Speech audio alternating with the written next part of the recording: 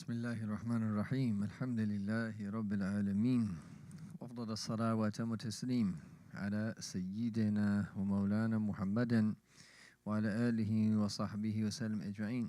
سبحانك لا علم لنا إلا ما علمتنا إنك أنت العليم الحكيم ولا حول ولا قوة إلا بالله العلي العظيم.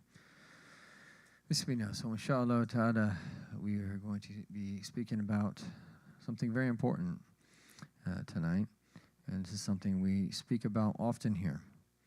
And this is the idea of principled engagement. Principled engagement. And I want to take just about 1 minute for everybody to jot down what they think this means. Okay? So when we talk about principled engagement, you've likely heard us speak about this in many different classes, in many different contexts. Just want to see kind of where people are at. When I say principled engagement, what does that mean? So just take about 1 minute and just write down a few ideas. It doesn't have to be complete sentences. It could just be a few notes or bullet points or something like that. So let's take about 1 minute to do that.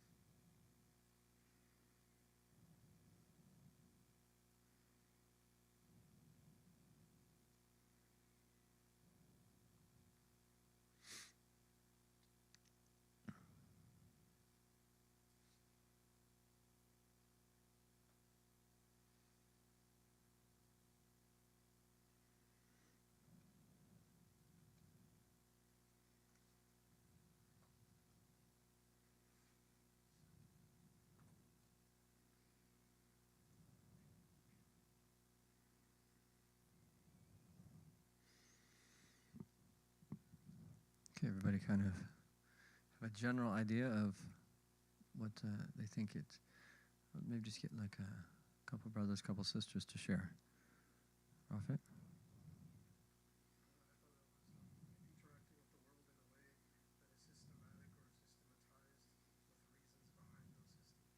Okay, so interacting with the world in a systematic way, and you have clear reasons behind why it is that you're interacting in that way. We'll come back here. One of the sisters want to share? Do we have another mic, Adi? Uh-huh.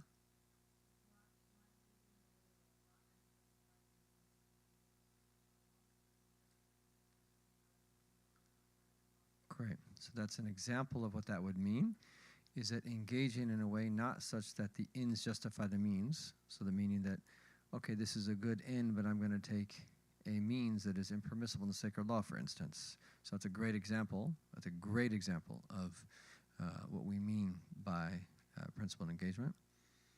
Okay, so that.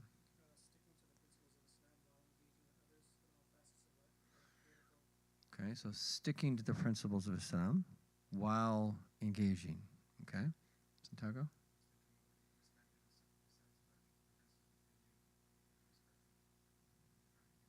Okay, so the idea of respecting different ideas. Go to the sisters. Anyone else? Mm-hmm.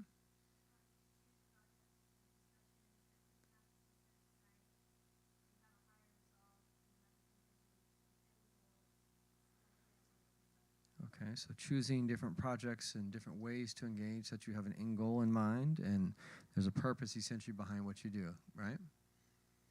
Okay, anyone else? Matic?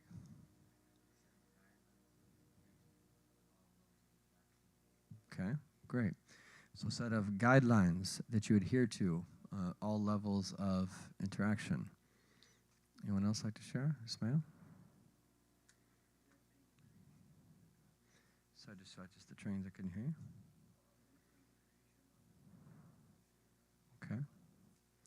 Nice. So benefiting the creation based upon the guidelines of the Sharia, the sacred law, and in line with its objectives. Anyone else from the sister side? Hamza? Beautiful. The idea of being uncompromising in one's beliefs while still innovating and interacting with new ideas. Very good. Alhamdulillah, I'm glad this has resonated. And really what we want is not so much that you memorize the term principled engagement. What's more important is that we really understand its meanings, because it could take different forms. And even more important than understanding its meanings is that we live its realities. And if you remember, that's one of the things you probably heard more than once in Sheikh Yasser's class, was how what we really want to be concerned about is meanings. In other words, is that sometimes we speak empty words that don't really actually mean anything. But we have to keep in mind, it's not words that have meanings, right? It's that meanings take the form of words. So meanings precede words. And then those words are meant to indicate those meanings and not the opposite. And unfortunately, a part of oftentimes with the plastic words, as they're often called in the modern world, there are words that are used that don't seem to have any definite meaning, that are used in a way that change people's perceptions on things and to lead them down a certain way of thinking. Okay, so let's look a little bit more in detail here. So if I would say principled engagement, how would you translate that? Principled engagement. This is a very English way of referring to its meaning. Now, the meaning's valid. I actually like those words. But it wouldn't have, and I'm giving the answer off the bat without having you think about it first, it doesn't necessarily have a literal translation. Like, how would you translate principled engagement? It'd be difficult.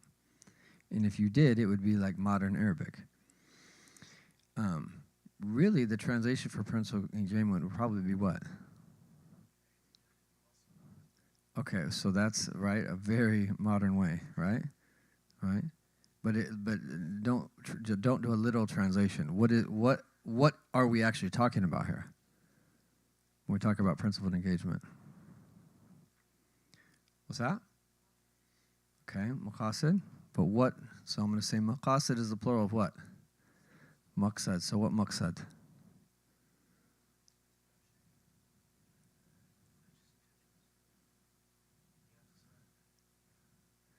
Dawah. So really, when we talk about engagement, right, we're talking about dawah, right? But when we talk about principled engagement, really what we're talking about really is the way that all of the maqasid, as our sister said, come together. Okay? And so when we think about a principle, there's many different ways of defining it. But a typical dictionary definition will be a rule or standard. Okay? A rule or standard for something. Okay? Or you could say that it is a basic generalization that is accepted as true and that can be used as a basis for reasoning or conduct. It's a little bit more of a technical definition. Okay, so when we talk about principled in an Islamic sense, what are we really talking about? We have to then speak about Iman, Islam, and Ihsan. We talk about principled. And so the idea of principled is that we are bound to something. There's a rule or rules. There's a standard or standards. There is a code. There is a decorum. There is a way. There is a minhaj, a methodology. All of these words point to this reality. There's something that we're bound to. And ultimately, it's our deen. Our principles ultimately are our deen. And one of the most important things that we need in relation to this, and these are, if you will, side conversations that pertain to this key topic, are these traits of being uncompromising. That's a very important addition to this conversation. Is that if we're going to have principled engagement, I guess you could say one of the underlying assumptions of it, or one of the underlying traits that is needed in order to do that, one of them is that you're uncompromising.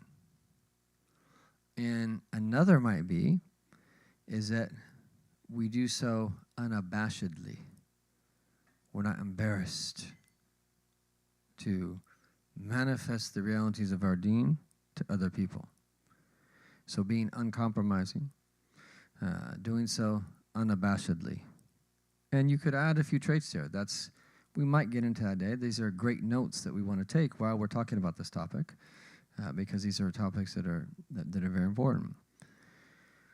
If I would now ask you, what is, or what are, because probably in the plural, some of the big challenges, and now I'm doing this ahead of time because we haven't even gotten to a definition of what we really mean by this yet, but let's assume that we know kind of the general meaning of what it means to have principled engagement. What are some of the challenges for Muslims to really engage in a principled fashion? So knowledge is a huge one. Okay? Abbas?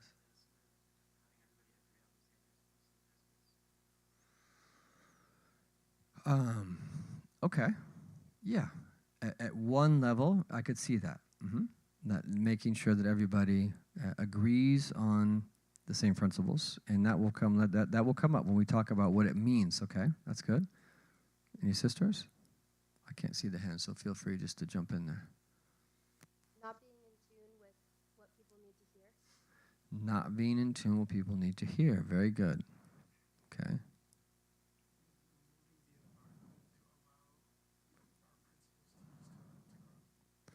Okay, so molding the environment, right? Not having the necessary environment, you're saying? Okay. In order to exemplify those. Now, there's one big one that I'm really looking for. One big one. And this is one of the key underlying diseases in the hearts of Muslims worldwide, especially those that have been colonized. Okay, it's closely related to that. Fear, so fear of not fitting into society, but that stems from what? Huh? Inferiority complex. Anyway, this is one of the big ones. Like, if you have an inferiority complex, meaning that you think that the West is superior and supreme, and because they're militarily and economically and culturally and so forth and so on, that financially, that was economically dominant, then it's how are you going to engage in a principled fashion? How are you going to have principled engagement? It's going to be very difficult. If that means you're going to be a little bit timid. You're not going to be able to do this in an unabashed fashion. It means you're going to be much more likely to compromise, if that's the case. But obviously, ignorance and some of the others that I mentioned are a big part of it. So the idea here of being principled is that we're bound to something. We're bound to a standard. We're bound to a code. And we could think of this like in the fatwa sense. There's a way that we have to, something that we have to adhere to, and that we have rules. And ultimately, this is all based upon submission. We get those rules from the Quran and the Sunnah and from our deen and how it's been transmitted throughout the centuries. So when we talk about this idea of principle, this is what it means. Ultimately, if we're going to talk about it specifically, it means to be realized in the realities of Iman, Islam, and Ihsan. Why? Because these are the three great principles, if you will. They're the pillars of the deen. Or you could say all the individual principles that we speak of stem from our understanding of Iman, Islam, and Ihsan. Now, why do we say those three pillars? Do you remember when we had the conversation about what Imam Ghazali said about when you learn the basics of Iman, Islam, and Ihsan, and you put those into practice, that you're putting into practice the essential Quranic message. Remember? And how we tied the idea of Jawahir of his book, Jawahir al-Quran, which we talk about the different meanings that are in the book of Allah Ta'ala. He speaks of it in the sense of the jewels of the Quran. But he says is that after that, talking about the different categories of verses, he says that, and he formulates 40 basic principles, which turns into a book called Al-Arba'in al-Asl, the 40 Foundations, which essentially are about Iman, Islam, and Ihsan. And it's a type of reiteration of the same knowledge that's in the voluminous Ihya al-Ulumuddin, which is essentially back to that same principle of Iman, Islam, and Ihsan.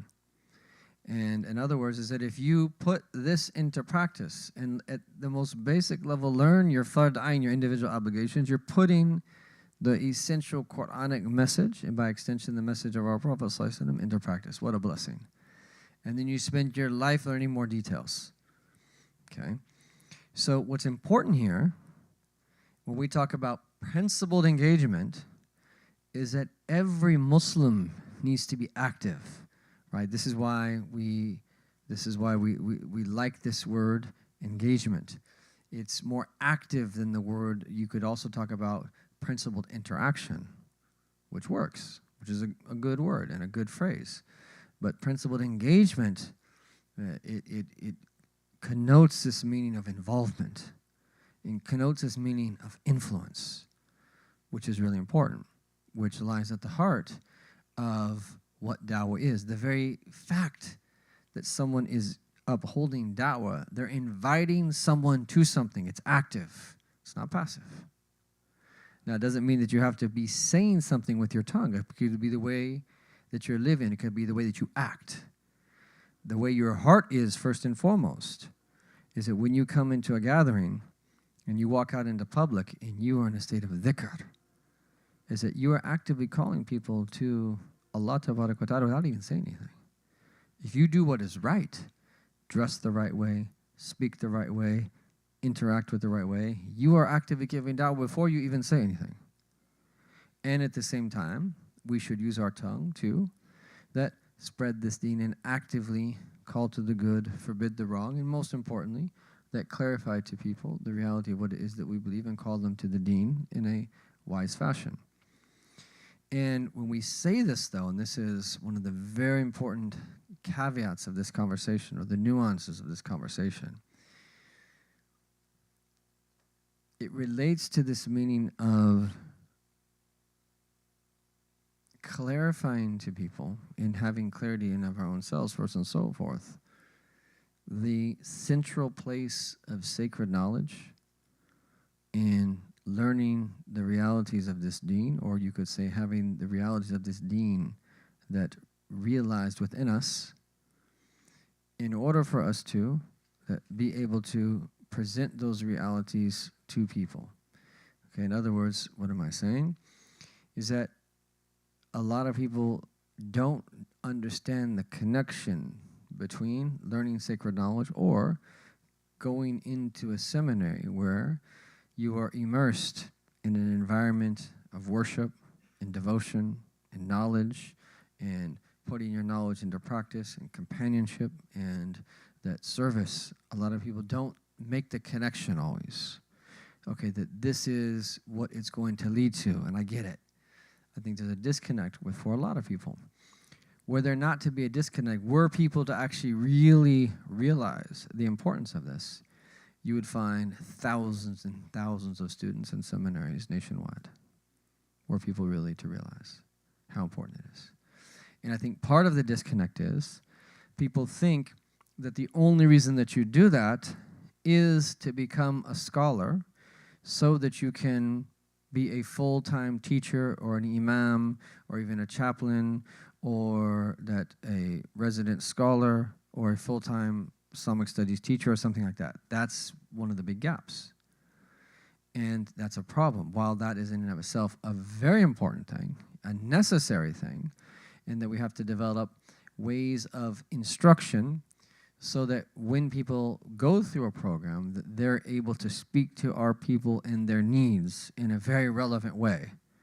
And they're able to address their concerns and to give them guidance in terms of what they're thinking, what they believe, let alone what they do in the states of their hearts. Of course, that's a given. But it also is really important for us to know is that we need people at every other level of society to also be rooted in these principles and then make contributions as they're rooted in these principles. So from here, we can start the conversation of, and that's a big one there. I'm going to leave it at that for now, but this is one of our great goals, and I want us to really think deeply about this, because this is going to be really important for the future of Islam in America, not only your particular futures. It's going to be really important, because we might even have family members, we might even have friends who don't understand what we're doing, who don't get it, who don't understand why you have to go study in this particular way when you need a career, when you need all these other things to do in the modern world. We have to be able to answer this question and articulate and point to those connections so that people say, I get it. So there was a time I remember, probably about 10 plus years ago, maybe stemming back 15 years, where there was a lot of conversations, in America at least, about being culturally relevant. There was a lot of conversations about identity and the American Muslim identity. And this is my experience. Those conversations are still out there. And I don't think that they've been fully resolved 100%. And I think there are some people still having these conversations. But my sense is, my experience is at least, that they're much less now, fast forwarding 10 years. And I think part of this has to do with the fact that you actually have Muslims engaging at every level of society. We have a lot of, like, I remember the time when we had only one Muslim politician in Congress. Now we have multiple Muslims in Congress. We have Muslims that are in state representatives. We have Muslims that are in holding various offices. We have Muslim judges. We have that so many Muslim Muslims that are holding very high positions in that very well-known corporations. We have Muslims that are spread far and wide throughout the various institutions in the United States of America, and working for government, working in the corporate world. We have Muslims all throughout academia. We have a lot of Muslims, Muslim doctors. I mean, just go down to Lehigh Valley here, and there's, I forget the number that was just mentioned to me, hundreds of that Muslim doctors in Lehigh Valley's network alone that maybe, could get up to 10, 15% of the overall doctor population are Muslims. So we have Muslims in many positions. But the question is, how many of those Muslims are making principled contributions in these different areas? That's a question. Now, I'm not raising that question to say that, no, there's no good in them being in these positions. But how many of them are actively making principled contributions? In other words, is that how many of them are realized in their iman, in their Islam, and their ihsan? How many of them have the knowledge that they need and even to take steps in that direction of being realized in their iman, Islam, and ihsan? And how many of them are just doing all of these things strictly for career?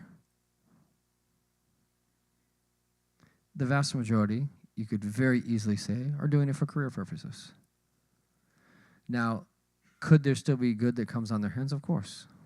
From the benefit of being Muslim, if they're in touch with their deen, and many of them oftentimes are more culturally Muslim than that religious in the sense of that they've studied the religion. But even in being a cultural Muslim, there's so much good at culture as a carrier for the principles of the deen is also something that there's a reality to that. Now, it's better that there be intentionality behind what it is that we do, but there's a reality that the average, even cultural Muslim family is more intact than the average Western family. There's a reality to these things. So my point here is that I think now, as we move forward as a community, Muslims are engaging at all different levels, from the grassroots to politics and everywhere in between. And there are Muslims engaging at a very high level. And there's a lot of Muslims that are principally engaging in a principled fashion. But I think the conversation is one now is that with all of the Muslim engagement, how can we make sure that that engagement is principled?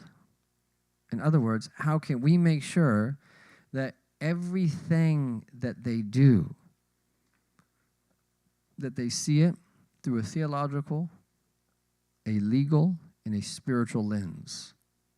So everything that we do, we have to see through a theological, a legal, and a spiritual lens. I'm using those terms loosely as ways of talking about how we implement and realize how through being realized in Iman, Islam, and Ihsan, that then we then do things. Okay. So what does it mean to look at something through a theological lens? Okay, so let's just say, for instance, someone is working and they get fired. Looking at that situation from a theological lens means you don't see your employer as the one who's providing for you. That couldn't have happened without Allah letting it happen. So you submit to the qada and the qadar of Allah Tabaraka wa Ta'ala. So you submit, seeing that it wasn't them who fired you, that was the means. And in reality, is that it's from Allah that you lost your job. Another example of that is that you're able to control yourself because you know Allah's Ar-Razaq. And your company wasn't providing for you, it was Allah. So that's the theological lens. The legal lens is, okay, that what do you do in response to that? Do you lie and make up a story and try to get your job back? Or that do you adhere to what it is that we can and can't do when we're in that situation? Was there someone that you felt that had it out for you so that you backbite that person and then that go about like trying to harm them in some way such that you fall into doing something haram? These are just examples I'm throwing out. In our response to that situation of getting fired is that we have no other choice other than to look at it through a legal lens. There's things that we simply can't do. There's boundaries. And then there's a spiritual lens. The spiritual lens there is that perhaps there's something that you dislike that is actually good for you. Perhaps you're being prevented something so that you can get something greater. Perhaps this is happening to you so that it's an atonement for something that you've done. Hakada. And the spiritual lens is the lens of ihsan. How can I respond to this situation? All three of these are working together in all the situations that we're in. We speak about them individually, i.e. Iman, Islam, and Ihsan, but they're all interwoven. And they all buttress and help one another. And so realizing our Iman helps us to realize our Islam and our Ihsan. Realizing our Iman and Islam helps us to realize our Ihsan. The more that we're realizing Ihsan, the higher degree of realization of Islam and Iman that we'll have. They all work together. But the whole point here is, in order for us to be principled, we have to have a degree. No one's going to ever reach the highest degree. It's not that you say, I'm not going to engage until I'm fully realized. We're going to die before we're fully realized in these. But there has to be at least a basic level. And as we're engaging, we're constantly working on further degrees of realization in our Iman, in our Islam, in our Ihsan. So the whole point here is, if we are not principled, what influence are we really going to have? What real influence? I'm not talking about moving a corporation further. I'm not talking about moving a particular party of government forward. I'm not talking about that,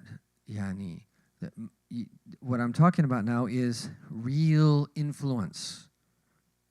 That not just in terms of people becoming Muslim, although that's part of it, but really bringing about a way of living where people could thrive. Because keep in mind that the prophets came for us to thrive in a worldly sense, first and foremost, before we even return to the hereafter. But how can we help humanity, even if they're not Muslim, thrive? How can we engage in a principled fashion and make principled contributions that are unique, that are rooted in our deen, to help people thrive here in this dunya, and most importantly, and more importantly, in the hereafter? That's the big question. The worry now is, as we seem to be drifting away from this conversation of what does it mean to be an American Muslim, because the whole thing is like people are solving this very easily. A lot of people don't really have this problem. Yes, we still might be disenfranchised. Yes, that we still might not have a lot of say in things. Yes, that we still might be discriminated against in many ways. That's true. But I think that the greater conversation now is, as we fade away from that conversation, as an increased amount of Muslims are engaging, again, from the grassroots to the political level and everywhere in between, how can we remain principled? If someone knows nothing about their deen, what contribution are they really going to make that's really of benefit? Okay?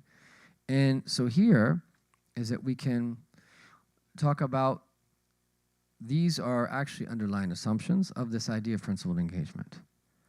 And so that we believe that Islam is true. And in believing that Islam is true, we accept what our Prophet taught us about this world and the hereafter. And this world ultimately is the seedbed of the hereafter. And we know in order for our actions to be accepted, we have to have an intention behind them. So if we're just going through the motions, and I just become a doctor to become a doctor, or an engineer to become an engineer, or a lawyer to become a lawyer, or to get a corporate position and move up as an executive and become a C-suite executive, to become a C-suite executive and to live a nice life and to enjoy this type of thing and just to invest my money and then to retire at the age of 50. And then what? How different are you than your next door neighbor who's not Muslim? You have faith, alhamdulillah. So you're different, but like, how different are you? What purpose do you have in life? Do you see where I'm trying to get at here? How important this is, that we need to bridge this gap? Is that we have tens of thousands of Muslims engaging at multiple levels, and some of them at a very high level. Some of them are very highly trained in elite schools. But what influence do we really have? What contributions are we really making? They're there, so I don't want to be totally negative. But compared to where they could be, we're only reaching, I would say, 3 to 5% of our potential, if that. Because how many of these people that are in these positions are actually even affiliated to the deen? And if you're not affiliated to the deen, if you're not grounded in your iman, your Islam, and your Islam, then what's going to, and of course this society here is built upon benefiting from the world's talent. This is one of the reasons that has put America in the position that it's been put into internationally. It will take from the world's talent, of course. Happily take from them. They'll pay you a lot of money to do so. And you'll get a lot of status in the process for doing so. Again, in the realm of finance, in the realm of the arts and sports and so many things. But what have you really done? And if these people who are in these positions can realize and have an awakening, I am a believer, and Islam is true. And it doesn't have to be something drastic. There has to be a change of intention. You don't even have to leave your field. If you're in haram, yes, you have to leave the haram. If you're in finance, you're having haram investments, you have to leave that, right? And move to something where you're doing something halal. But the point here is that you and I, when we speak about actions in Islamic sense, again, this is an underlying assumption of principle and engagement. Not every act is accepted. There's prerequisites for acts to be accepted. Just because you do an act doesn't mean that there's qabul. Even your ibadat, let alone your other acts. So our ibadat, if you don't have an intention, you're outwardly praying, your prayer is not accepted. And there's a difference between the performance of the act and the acceptance of the act. There's a difference in terms of that, do you do an act that is correct according to the Sharia? In between that act being accepted, you could do an act where you don't have to repeat the prayer, but your prayer might not be accepted with Allah. What we want in everything that we do is that there be qabul from Allah. And then there's another fancy word here that's important to introduce this here. Again, these are some underlying assumptions of this. It's what's called efficacy. Efficacy, the dictionary definition there, is the capacity or power to produce a desired effect. Okay? So, Imam Ghazali says, one of the classic examples here is in terms of good character. If I take on the character trait of being kareem, generous, a door opens up between me and Allah Ta'ala by virtue of that trait. If I take on the trait of being forbearing, a door opens up between me and Allah because of that trait. If I additionally take on the trait of being forgiving, a door opens up between me and Allah because of that trait, and so forth and so on. All of the good traits of character, or a door to Allah Ta'ala. In other words, this is what we refer to as the efficacy of good character. When we have belief and we're following the sunnah of our Prophet ﷺ, when we do the right thing, it opens up a door for us to draw near to Allah Ta'ala. As opposed to someone who doesn't have belief, or they have bid'ah, they have innovation in their belief. It's not the same thing. So you could have two people who do the same thing, but there's two different effects upon that person. You could have a disbeliever who does something that's good, and they'll benefit in general from it, just from doing something good, even if they're not a disbeliever in this world. But it's not going to open up a door of connection, of ma'rifah between them and Allah. That requires true belief. So here's where we could get into what Arbaz brought up of this idea of agreeing upon, not agreeing. That when we talk about iman, here is that if someone doesn't believe in anything, consciously denies Allah, or doesn't believe in Allah the way that they're supposed to, i.e. that they're not Muslim and they don't believe in the Prophet ﷺ, or they're people of bid'ah, of innovation in how they believe about Allah or the Messenger. All of these things are going to prevent principled engagement that we're referring to here. Okay? Likewise, in terms of Islam, this is really the outward component of the sacred law. So on one hand, is that everything that we do has a hukum. It is impossible, and this is why the sister who brought up the idea of the ends justifying the means, why it's so important. It's one of the fundamental problems as well in the Muslim Ummah, thinking that the ends justify the means. No, the means have to be justified just as the ends have to be justified. We have to have absolute clarity. We ultimately are people of principle. The ends has to be justified, i.e. sanctioned by the sacred law, and the means have to be justified, i.e. sanctioned by the sacred law. And so the Islam component of this, the legal component of this, is adhering to the sacred law. And then the other meaning here is that we have to, as someone who's praying 5 daily prayers and fasting Ramadan and giving our zakat and performing the Hajj and Umrah at least once in our lives and doing the other things that we don't need to do in the sacred law, is that our engagement has to be rooted in those realities. Meaning that If someone's not praying, they're not fasting, they're neglecting the sacred law, or they're doing something that is makruh, let alone something that is haram, what good is really going to come from that? Now, when we talk about this, we talk about the Sharia in its end. We're not talking about a particular school here. We're talking about the Sharia insofar as it manifests in the 4 schools. Okay, because we're talking, this is squarely within Sunni Islam, because we believe that be a prerequisite in terms of the proper iman and understanding of Islam. And when we talk about the Sharia in its entirety, there is difference of opinion. And as long as there's difference of opinion, there's room.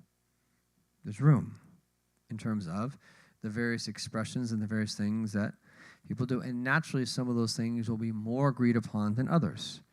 But we have to reach the point where we have a broadness of thinking, is that this is much bigger than you and I and my particular school of thought or even inclinations. That Habib Umar, one of the things he said, the beautiful thing is that this da'wah is wasi'ah, it's vast. La yathbut fi illa wasi'. Only someone who's really vast in their thinking will remain firm in the service of this da'wah. Is that you're being exposed to a particular methodology in the school, but you eventually are going to have to understand the bigger picture. That Al-Maqasid is just one piece of a 1,000-piece puzzle. And other institutions are just pieces in a 1,000-piece puzzle. And we want to be able to all see the big picture and understand how these individual pieces of the puzzle relate to the greater puzzle while understanding where we are. And our job is to be one of the pieces of the puzzle. And it's the greatest honor of all to be a part of the tapestry. There's no greater honor. But this requires maturity, and this requires vision. There's a lot of things that we have to have in place for this. So the whole point here is that the Islam dimension is that legal dimension. We do all this rooted that in the way that you and I worship Allah subhanahu wa ta'ala and the various things that we do that are dictated by Islam. So being realized at the level of Iman and looking at everything through that theological lens, being realized in our Islam, i.e. is that we are doing what the Sharia tells us to do. We remain within the Shariat's limits in terms of everything that we decide. And then the level of ihsan. This is the level of character and that making sure that we understand this is an end in and of itself to have good character. And sometimes good character is to be firm, of course.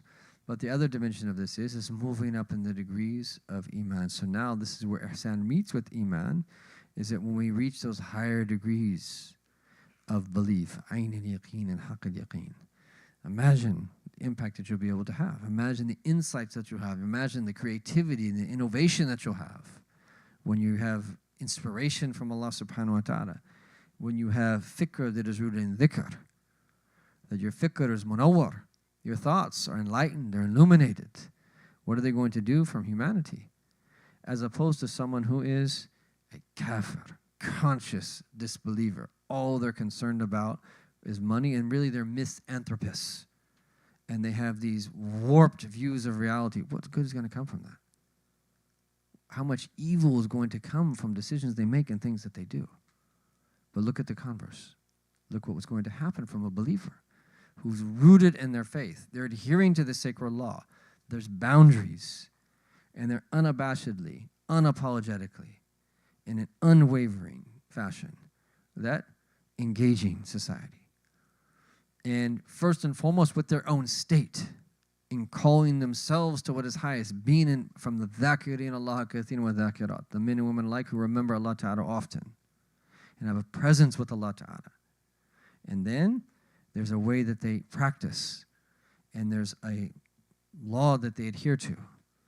But then the realm of ihsan, they're doing this all out of love, and their hearts are overflowing with mercy and empathy, and they genuinely care about everybody in society, and not just even, especially those that no one else cares about. In the most messed up people that are homeless, people that are strung out, that are on drugs, people that no one else cares about. We care about them the most. Genuinely. Allahu Akbar. What's going to come from people like that? Imagine a society of people like that also graduate from elite schools and have high-level training, but they're principled. And then imagine if the infrastructure is built up. So you don't just have someone in a one-off position that have no one else or nothing else and no other types of capital to rely upon, but people that actually, there's infrastructure in place. And there's networks, and there's thousands of Muslims who have their own company, but they don't involve themselves with riba. And we find alternative ways of funding people's college education and these types of things. And you have people in the financial world, and you have people that starting their own corporations, and people that providing services of various sorts. And then you have Muslims living in community that elect officials at the local government level and so forth, where is that they're actually concerned with the interests of all people, but from an Islamic perspective. Allahu Akbar. This is what they're scared of, by the way. This is what they don't want to have happen. This type of stuff is actually, but this is the future. But imagine someone who's just, I'm Muslim by name, my name is Ahmed, and I'm a Muslim. But they're not in touch with their deen. What's the difference between them? And this is our Prophet prophesies this, where he said that there'll be people in the end of time that are Arabiyyat al-lisan ajamiyyat al-qulub. And what is meant by that is not that they're just, what it means is they speak Arabic, i.e. they're Muslims by speech, but their hearts are closer to the ajam. Here meaning that non-Muslims. And how many Muslims are like that? If you do have some type of scan, like to what degree are you Muslim in terms of how you, from the theological, legal, and spiritual perspective, to what degree are you Muslim? You'd be shocked at what percentage that some people, how strikingly low it is. And the purpose is not to judge anyone, is to assess the situation so that we could work towards a solution. We don't want what you all are learning here to be some type of niche thing that only a few people do. We want this to be a staple part of what people do. Everybody, like this is the whole thing. I was speaking to Dr. Rajab Shantak when I was in India, a beautiful conversation. And he said that he didn't believe in kind of separating Islamic studies. He said everybody should study Islamic studies, which is a beautiful perspective. That should be like every Muslim should study Islamic studies and be grounded in Iman, Islam, and Ihsan. That should be a standard by the time they reach 18, which is totally possible. Think about the time children have from preschool to age 18. How many summers they have, how much time they have after, like, what's wrong with us, right? You could, and this is the thing, right? Most of the people that I know that study traditionally, and we're out of time, we'll have to stop here. Most of the people that I know traditionally, when they go to study academically, they run circles around everybody else. This is a reality. Because if you can study traditionally, academic studies are easy. If you can memorize Quran and memorize Matun and the rigor of that memorization combined with understanding of the summary and the schedules, this is taxing. Because it's not a part-time thing. And hopefully when we move to the place where we have dorms, if everybody's living on site, your schedules would definitely be different. We'd probably start after Fajr, and your whole day would be regimented. And your nafs would be like, ah. But your hearts would be like, yes. Because that's what we all need. We all need tarbiyah. We all need nurturing. We need to force ourselves to do things that we don't like to do because that's what's good for us. It's a disaster when someone gets a PhD or a master's degree or becomes a doctor or a lawyer and they have a nafs that blown up to Thoraya. It's a disaster. They're going to wreak havoc on the world if that's the case. This is why we have to talk about principled engagement. This is the future. This is what we want. And we want everybody, all Muslims, to be rooted in their deen and then make unique contributions, principled contributions based upon our deen. Now, the beauty is there's a lot of overlap between that and between other initiatives that humanity are doing. So there is overlap. And we have to work with those people where there is overlap. while making sure that we assert ourselves. This is not a time where we can just walk around and hide our Islam. This is a time where we need to be very confident and that we need to share with people openly. We need to engage and interact, and that people are in dire need of this. Even if they say that they don't want it, even if they outwardly seem like they hate us, believe me, they need this. 100%, no questions asked. So may Allah Ta'ala give us tawfiq in this regard. This is what comes to mind now. There's some points I feel like I didn't fully clarify, but inshallah Ta'ala we can, I got to run to the Johar class. We'll take 2 or 3 minutes for Q&A. If there's any follow-up, we can talk about it tomorrow in the Roha, inshallah. Any questions on the sister side? Mm-hmm.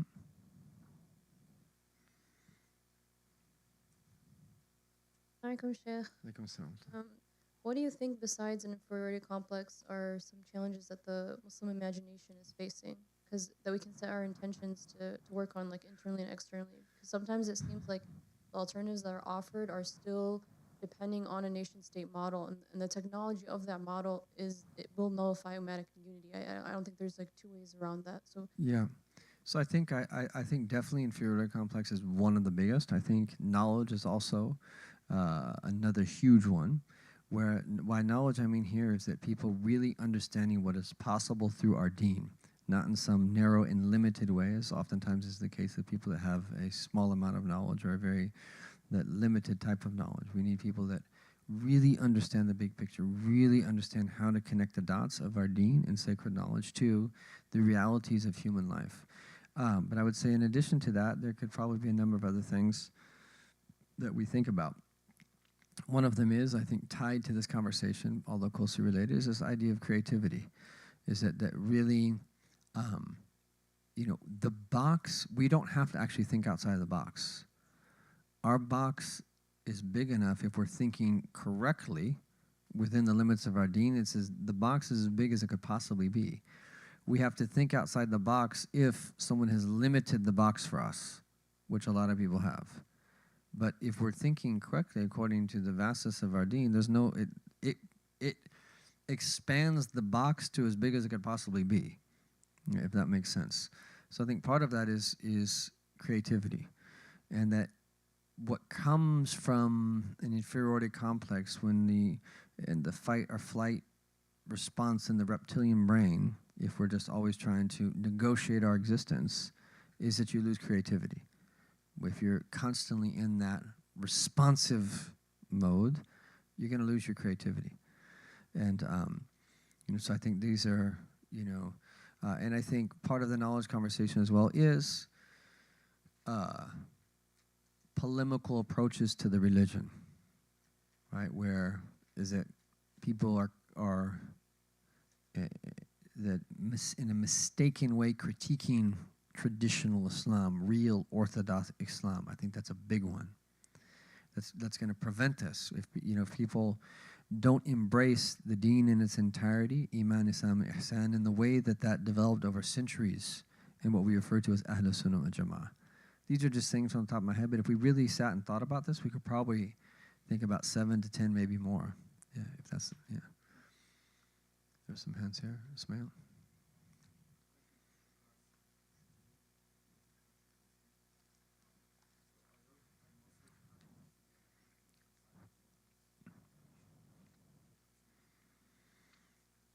Great question.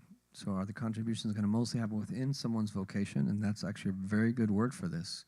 I would say everything someone does is a vocation with if you remember, we talked about that before, because the word vocation is a beautiful word. It means a calling, and really a spiritual calling at its heart, or outside of it. I would say it's going to happen at a number of different levels. It happens at the level spiritually, internally, just by having a state of heart with Allah subhanahu wa ta'ala. Just by having hearts that do what are called istimtad rahmatillah. There's hearts that by virtue of those hearts being present, that mercy descends. And mercy descends, it descends on everybody, Muslims and non-Muslims alike. We should be weeping before Allah Ta'ala every single night for these meetings, for this affair, for guidance to come to our people, for people's lives to be better. That this is just that in and of itself, and that's not even your vocation. Well, That is your vocation, right? And that is actually the most important thing of all and the greatest way to bring the broadest and most long-lasting true benefit is having a relationship with Allah, becoming from the awliya, right? But then it's also going to happen with your interactions, which might not be directly through your vocation, although that is your vocation, right? Because really your vocation in this broadest sense is the Maqasid al-Thalatha. The vocation of a Maqasid graduate and Maqasid is the Maqasid al-Thalatha. That is your vocation. That's your work. And every single aspect of that is just as important as the other aspect. And so we don't just do the worship part for the day. La, they're both, right? Your day work comes out of your night work, right? And so then in the most outward meaning of the word vocation, you're going to have a project or two, if you hone in on it, that you feel passionate about, that you're going to dedicate your life to. Maybe 3, but usually it's going to be 1 or 2 for people. And that might be where most of the benefit comes outwardly. But also, too, all your interactions, the ways you treat people, your family, your future children, all these types of things, all of these are different ways. And think about the possibility that people could have to affect things, right? You could affect people 50, 100 years ahead of time by making du'as now. You might make a dua tonight that's answered, that brings about khair 50 years down the line, 100 years down the line. It's very possible, right? And think about the dua of Sayyidina Ibrahim, right, for the Prophet ﷺ. How long was that before the Prophet ﷺ actually, right? And he knew that it was written in the Lawh al-Mahfuz that it was going to happen. And he wanted to have the honor of being the one who made du'as to be that word means for it to happen. And so he gets the reward of that, even though it was a decree of Allah Ta'ala, he gets the reward in the realm of the means for the sending of the Prophet Sallallahu Alaihi Wasallam. So these meanings are going to be what makes the difference here. Between someone who just studies a few texts, which is great, in between someone who studies a few texts, but this is their understanding. And then imagine if you have a critical mass of people. Every man is important, every woman is important. Every child is important, every adult is important. Every white person is important, every black person is important. Everyone in between in all shades. Across all of these social distinctions, people that have gone to college, people who have chosen not to go to college, people that are working in the grassroots, or people that are working in everybody's important. Everybody has a job, everyone has a vocation, everybody's important. And everybody has to just see where it is that they fit in and what they can contribute, and hone in on that. And then collectively develop a way of working that we recognize that that other people will have to contribute what it is that we're unable to do. No. What are some ways we can show that principle of engagement to those already in these high levels of society, or in government, or politics, or corporations? I can see from the lower end of our children or somebody else's children, but I'm trying to figure out someone who's already at the top. One of the big things that you can do, could everyone hear the question? What are the ways that we can show that people are already engaged to show that principle engagement is important? One of the things we can do is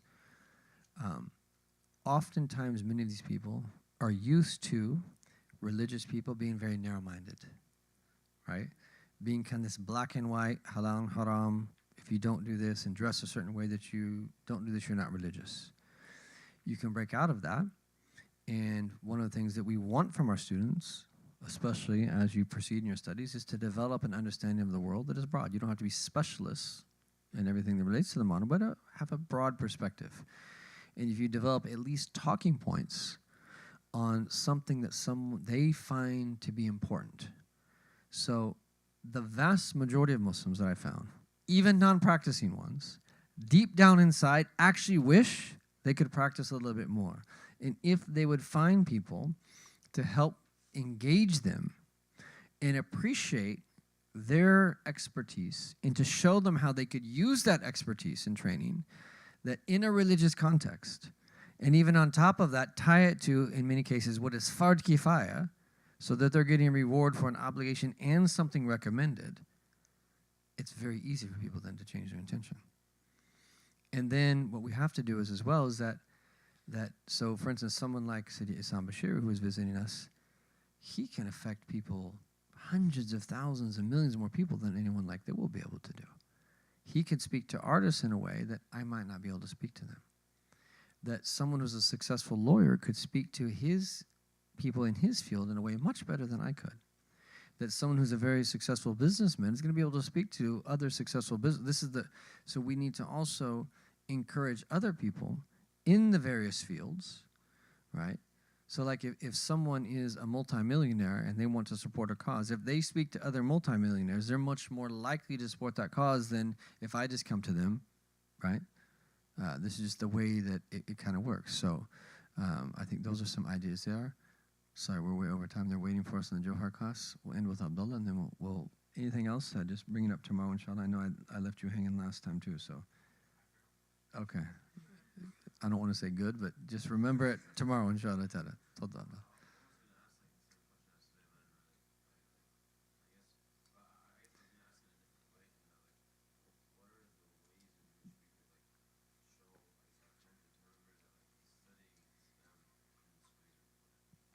So I want you all to think about that.